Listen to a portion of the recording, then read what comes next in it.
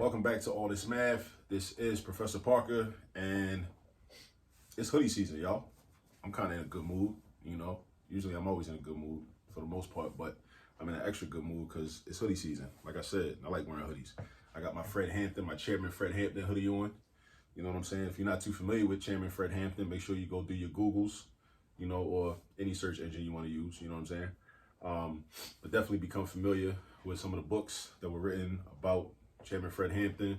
There's some good documentary information online available about him as well, and the work that he did with the Black Panther Party for self-defense in the 1960s in the Chicago, Illinois area. So definitely go check that brother out. Make sure you are very well aware of him, the work that he was doing, and also the community of people, of organizers and activists that he was a part of.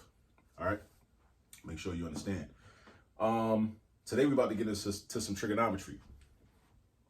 I realized that I only have one video on how to graph trig functions, or prior to this video, I only had one video on how to graph trig functions. And that video was like from 3 years ago. Kind of looks crazy. Like the lighting is all messed up.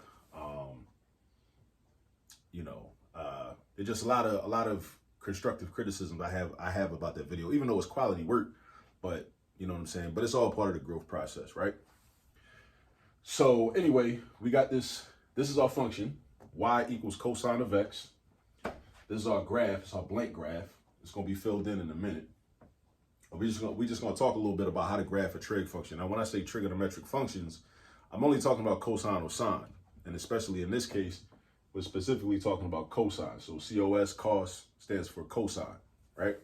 So we're going to draw a wave, you know, but there's certain details about this wave that we need to understand in order to draw it correctly. All right. So one of the things we need to take into consideration is what is the general form of a cosine function, right? Because that's the way I teach this. Now, there are different ways to teach it. Different textbooks give you different methods, which are all good. I think they're all good. Like I said, like if you watch this channel, you understand that I'm all about diversity in terms of methods of solving problems. And I think people should know multiple methods to solve problems. But the one way that I typically show this is I basically start with the general function, identify the different parts of it, and use those different parts of it to find information that we need in order to make the graph. All right. So let me first write what the general function is. So if a cosine function is going to be, let me see. Let me use a different color actually. Let's use red. So it's going to be y equals a times cosine of the quantity bx minus c plus d. Yeah. So that's the general function. So what you want to do is like you want to make sure this is in your notes. Y, sometimes it might say f of x, but in this case we're using y. Y equals a times cosine of the quantity bx minus c plus d. I know that looks like a lot, but don't let it intimidate you. I'm gonna break it down for you. So in this particular, so now if we're basing it on this general function, then we look back at this example, and I want to be able to say what is a, what is b, what is c, and what is d. Again, based on the example that we have, what is a, what is b, what is c, what is d. A is the coefficient of cosine. So there's no number written here, so we understand that to be a positive 1. So I'm going to write that down. I'm going to say A is equal to positive 1. All right? B is the coefficient of x. B is the coefficient of x. Now, don't worry about the fact that this don't have no parentheses around it. It could have parentheses around it, but it don't, right? But we can still treat it the same way. B is the coefficient of x. X has a coefficient of 1. Because again, there's no number. There's no 2, no 5, no pi, 2 pi, no 3, no 42, no nothing like that. It's just x. So if it's just x, that means that the coefficient of x is just 1. So we write that down. You say b is equal to 1. And I mean, you can say positive 1, but you don't really need to. Now c, there's no quantity in here, and there's nothing being subtracted from this x term. So that means there is no c value. So if I have to represent that, I would just call it 0. So I'm going to just say C equals 0. Now, in this problem, there's no C or D, but I just want you to get into the habit of identifying A, B, C, and D, because there will be problems you encounter that do have a C and a D value of like C might be 4 or D might be -2 or -5, you know. But I just want you to get into the habit of listing out your A value, B value, C value, and your D value. So your D value is also 0. Why? Because look, nothing's being added to this. There's nothing else after this, right? So there's no +5, no +2, no -6, no -1. So there's no D value, right? So that's why D is 0, right? C is also 0 because there's nothing being subtracted from X inside parentheses, right? Remember, inside parentheses, there's nothing being subtracted from the X term. So C is also 0. Now, from these 4 pieces of information, we're going to figure out information about the graph. So the first thing I like to do is find what's called the amplitude. So the amplitude comes from A. So A is equal to the absolute value of 1, of whatever A is, right? So that's the amplitude. So that's just going to be 1. Now, what is amplitude? Amplitude basically tells you how high the wave is going to go from the center line of the wave, or how low the wave is going to go from the center line of the wave, right? So when we graph it, it's not going to go higher than 1 unit. It's not going to go higher than +1 up here. It's not going to go lower than -1 down here because it's 1 unit. Like, this is going to be a center line. And that's something else we need to talk about, right? Because there's no vertical shift, and this represents the vertical shift. D represents the vertical shift. So try to think back to like when you were graphing parabolas or graphing any type of function and you dealt with function transformations. That's why that was beneficial, right? So if you add a number at the end, then that means it's going to be a vertical shift up if it's positive or a vertical shift down if it was negative, right? So this don't have none of that, right? So that means that the center line is going to be the x-axis, meaning the center line is represented by y equals 0, right? Let me write that down. So you always want to identify what your center line is. Center line in this problem is y equals 0, which means it's the x-axis. So the x-axis and y equals 0 are the same thing. They're the same thing. This is the center line right here, right? And the name for that is the line y equals 0, because on the x-axis, y is always going to be 0. That's why it's called y equals 0, because y is always going to be 0. It's never going to not be 0, right? So now, back to the amplitude. So in terms of the amplitude being 1, from the center line, this wave is never going below -1, because it's going down 1 unit. It's never going to go to -2, -3, -4, none of that. It's never going to go to -1.5. It's never going to go up to +1.5 because 1 is the amplitude. The amplitude is the distance between the center line and the maximum height, or the center line and the maximum, I guess, negative height, or like, width below, right? The lowest point, right? Between the center line and the lowest point and the center line and the highest point, right? That's the amplitude. All right. Now, the next thing we got to know is, what's our period? Our period is the width of 1 cycle of the wave, because the wave is going to go like this, and it's going to keep repeating. And it's going to keep repeating and going on forever and ever, right? But we are focused on just 1 cycle. We just need 1 cycle. We don't need 3 or 4 cycles, 5 cycles, 6 cycles. We just need 1. So 1 cycle is called the period. All right? So we say period. And there's a formula for period. There's a formula for that. It's 2 pi divided by b. That's the formula. That's something for you to memorize. So you see why it's helpful that we already identified what b is? Because now when it comes time to figure out what the period is, we just got to throw the number in there and do the calculation real quick. So if b is 1, I'm going to say 2 pi divided by 1. I'm just replacing b with 1. Why am I replacing b with 1? Because b is 1. And how do I know that b is 1?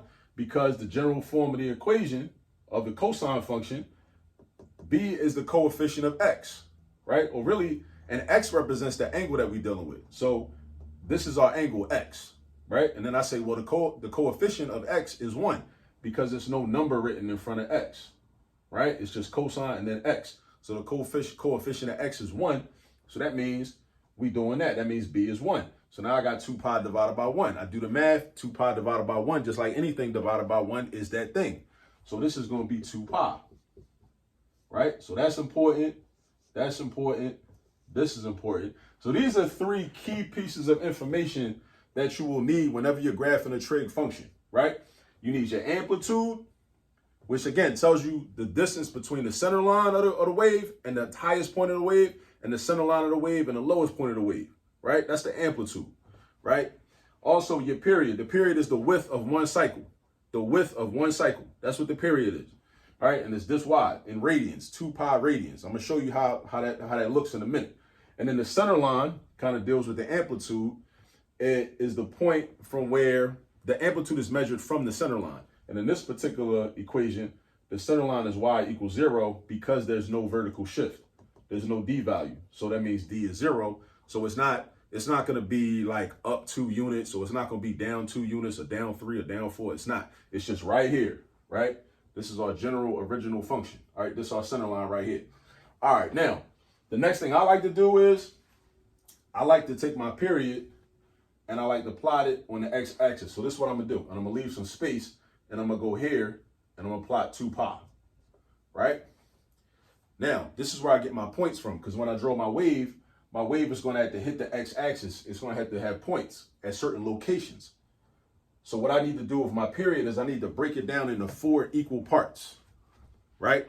It's almost like if I had a rectangle and I was teaching, like when I teach elementary, I'm doing arithmetic with fractions and I'm using like tape diagrams. What I do is like I take a rectangle, and then if I want to divide the rectangle into quarters or fourths, I first cut it in half, and then I cut each of the halves in half, right, to get quarters.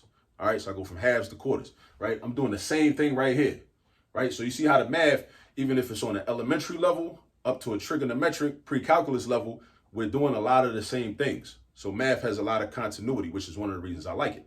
All right, so 2 pi. First, I'm gonna cut it in half. All right.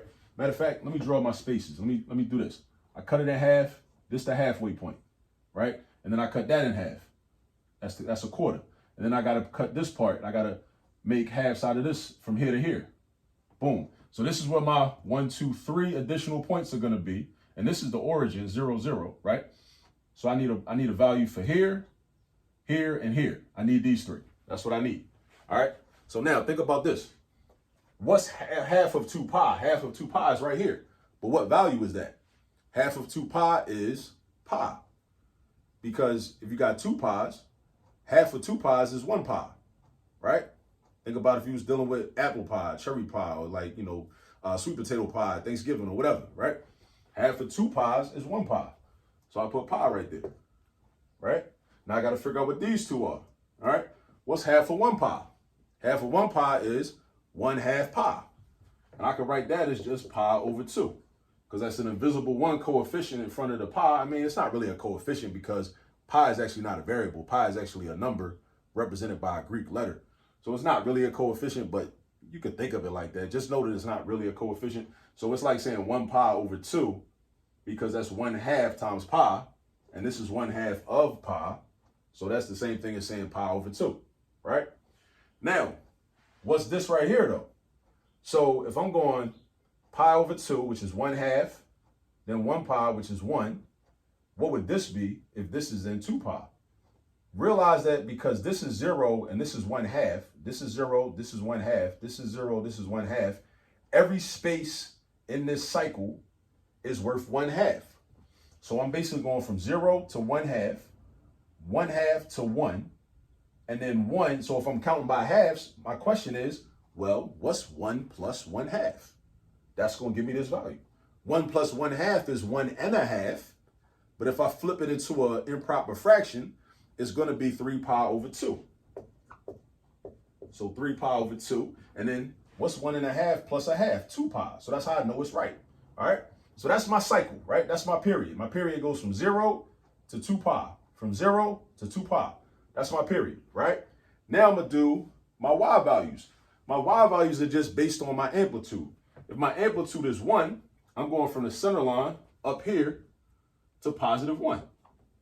But then I'm going from my center line down to -1, which is just a reflection of this. So I got +1 up here, -1 down here. Now, your amplitude is not always going to be +1.